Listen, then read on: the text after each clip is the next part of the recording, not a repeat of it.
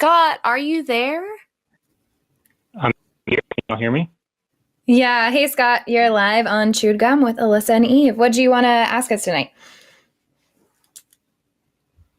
Yeah, so I had actually kind of two questions, but if we only have time for one, that's totally fine. I think my first question is more for Eve. I was looking at one of the other, live things that y'all did, and I think you had mentioned kind of in the back and forth discussion with, I think it was a theist, something about that you don't believe in free will.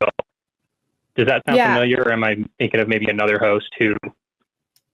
No, that's true. Okay. I mean, I lean towards thinking that free will doesn't exist. I don't know that I would word it as, I'm being like really nitpicky here. I don't think I would word it as as I believe free will doesn't exist. I don't know that I believe that it does.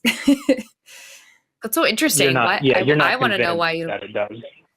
Yeah. I mean, it's very, Yeah. it's very complex. I think that science is still trying to figure that out fully as well. But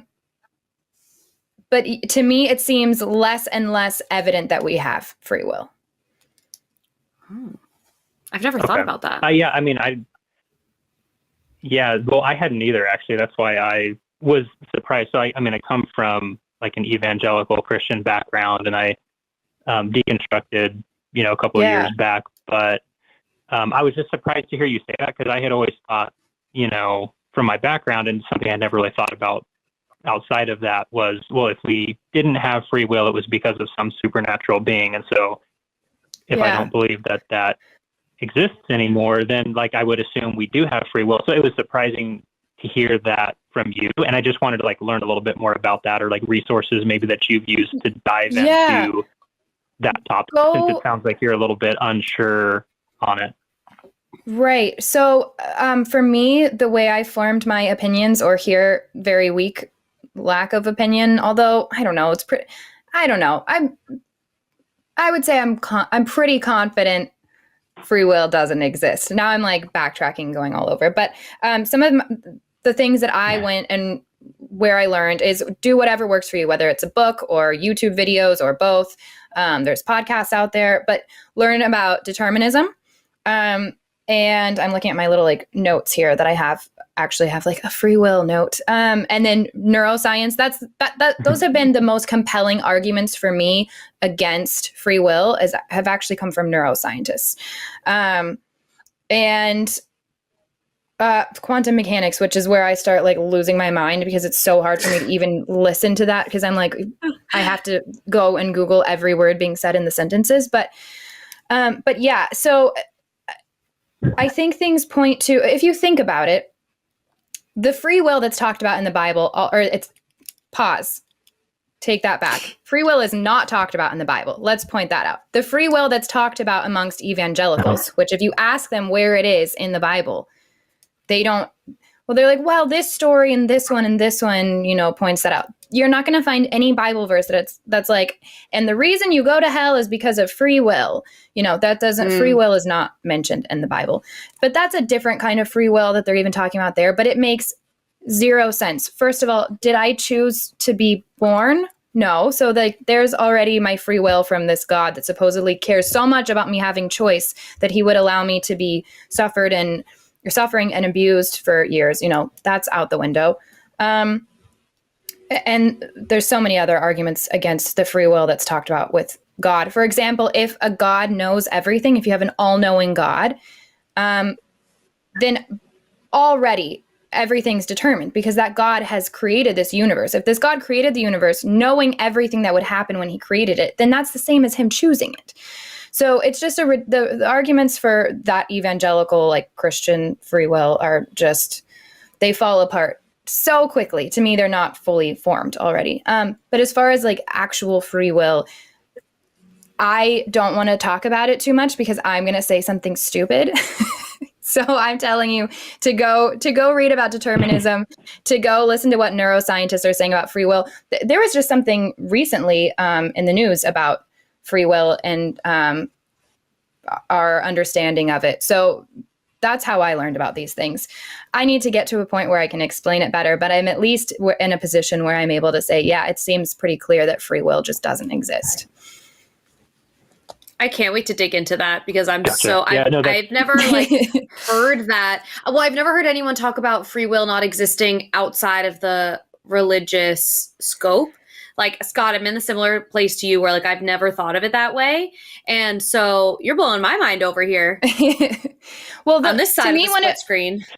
I'm gonna just be really vague so that I don't say something incorrect. But one of the most convincing things to me was I was learning about how we are coming closer and closer to understanding exactly how the brain works and with decision making and all of that. And it seems that we actually make decisions oftentimes before we're conscious of them. So the things we're doing, that's happening before our brain is even conscious of them. There's something else going on with those. So that is so fascinating to me. Like, even just like movements, like doing this, there's so many things we can already see that playing out. Like, I'm talking with my hands here and I'm clearly not thinking about it. But before my brain can even know or consider doing that, when it comes to even like actual thought choices, not just what I'm doing physically, we are finding that we're not conscious of those before the decision is made. So that's so wild to me. That's so interesting.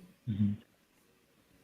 So if our brain is deciding before we are even aware, if our brain is deciding before we're even aware that our brain is deciding something, can you say that we have free will? I don't think so. That gives me anxiety. Yeah, well, I'm the same boat as Alyssa was saying, where I'm like, I had never thought about that outside of the religious context. Once I gave that up, I was like, well, I guess we all do have free will. But I figured, just your brief summary of the arguments, I was kind of where I thought it was going to be, where it's like looking at neuroscience and, chemical reactions in the brain and all kinds of things like that. Right. That, are really kind of making the decision for us. There's all of that. And then if you think like about what... Oh, no, you go ahead. Oh, I was just going to ask, because I haven't even really thought of the ramifications of what that would mean for my own life. But I'm just thinking, for an example, since you're kind of in this position where you feel like it's pretty likely that we don't have free will, how does it impact, say, like the way that you think about your relationship with family or significant others or things like that? I'm just kind of curious to see how that's impacted your worldview on how you... I don't think it really has. I mean, other than I don't let it impact how if I started thinking like, oh, I can't control anything, so I can just do whatever the fuck and not control, there's no free will. Like, that's obviously not smart. But it helps me to have a little bit more grace, I guess, for lack of a better word, for other people, to just even the idea of like the way that you grow up, the parents that you have or don't have, the education you have or don't have, what you have access to, the amount of affection you get between certain months as a newborn, all impact decisions you're going to make years and years down the road. And so I think it's important to be aware of those things. Do I let it dictate my own choices that I guess I pretend I have? No. It's kind of like with nihilism. Like, I can acknowledge that nothing matters. But the way I go with that is that, and thus I get to decide what matters. And it's a lot of things. And I get to act that way. So I think it's one of those things, just, you're going to go crazy if you overthink it. But I think it helps to be aware of, hey, people that behave this way, there's a lot that went into that. And it's not necessarily something, I don't ever want to remove the responsibility off of a person or consequences or anything like that. But I think it helps me mentally to have that grasp on things. Because like you said, the way we grew up with this like evangelical idea of free will, well, you're sending yourself to hell. That's just ridiculous. That's like, oh, that addict is just choosing to be an addict. I understand there's responsibility that needs to be taken when people are making choices that are harming others. But it's also important to acknowledge what went into things that made that person who they are today. So I don't know if that explains it, but that's my thoughts on that. Yeah, no, that's super interesting. I appreciate it. I hadn't really been exposed to that. So when I heard you mention it, I was like, oh, I want to hear what she's digging into. So it's really cool to go learn about. Chat, so I'll check those out. Yeah, do it. People will probably have actual links for you and videos. I just happen to come across that stuff as I go. And before, when I really dove into it, it's been years now. So I'm sure there's been updated information. So yeah, whatever people are sending your way, go look at that. But yeah, thanks so much for calling. I really appreciate it. That's such an interesting angle. And please call back next week with whatever your second question was. That would be great. Yeah. Happy to do that. Appreciate the advice. Awesome. Thanks, Scott. Thanks, Scott.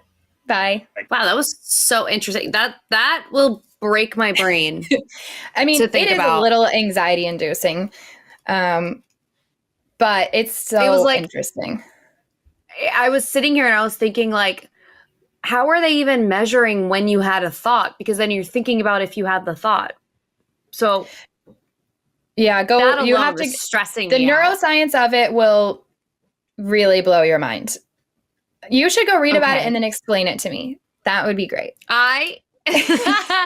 It's going to be so bad. I have a lot of faith in my ability to process things, and I'm not feeling particularly confident about that, because that feels, it's like stressing me out to even think about. Hey, do you think this clip just fell out of a coconut tree? No. It did. Okay, now technically I did build the channel into a coconut tree and it did fall out. And also that our internet router is up there. Actually, in a lot of ways, this production fell out of a coconut tree, but we could only afford that because people like you supported us for $5 a month over where is that, Eric? Patreon.com/calltheline. And that's right. Jimmy will, you got it. Yeah, be grateful. Yeah. We have an exclusive patron podcast over there. Check it out. Thumbs up with it, Eric. We talked about this in the meeting. We have to both. Oh, yeah. I'm sorry. Okay, there we go.